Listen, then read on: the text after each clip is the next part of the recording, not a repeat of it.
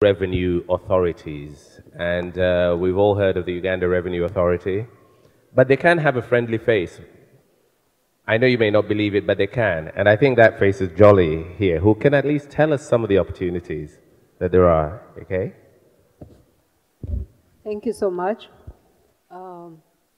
Uganda Revenue Authority, since 2005, it has gone through reforms, the phases of reforms, and in those reforms, we had to change our approach to collecting taxes.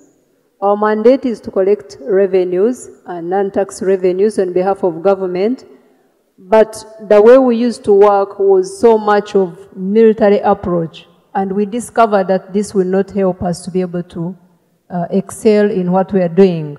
So we changed our approach into the user-friendly and friendly approach to be able to facilitate trade. Because we discovered that without trade, we cannot survive. So in these reforms, we decided to find a way to facilitate trade, to enhance voluntary compliance, and the main methods we had to use was to use technology. We had to take advantage of the new technologies, and we've gone through phases of using this new technology and modernizing our services. So as we talk right now, we have introduced e-services since 2009. So wherever you are, you can pay taxes at your convenience at any time. We have our e-services, we have our support, we have all the information available for you. So that's one of the areas we looked at, and to make people pay taxes easily.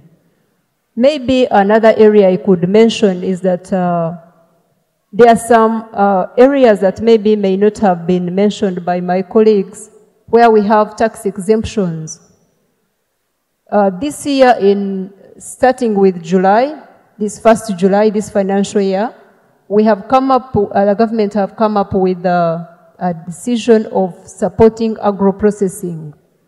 So if you import any new plant and machinery, there's no tax on it. Or if you have, that's one of the areas, if you export finished goods, 80% and above of your exports, if they are all finished goods, also there's no tax on it.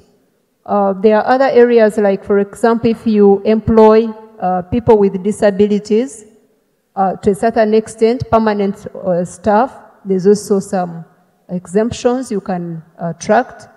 Education, if you invest in education, there's no tax on any income you receive from education.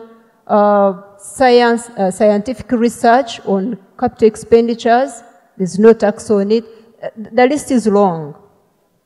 So there are many attractions that you can receive if you really, really want to invest in Uganda.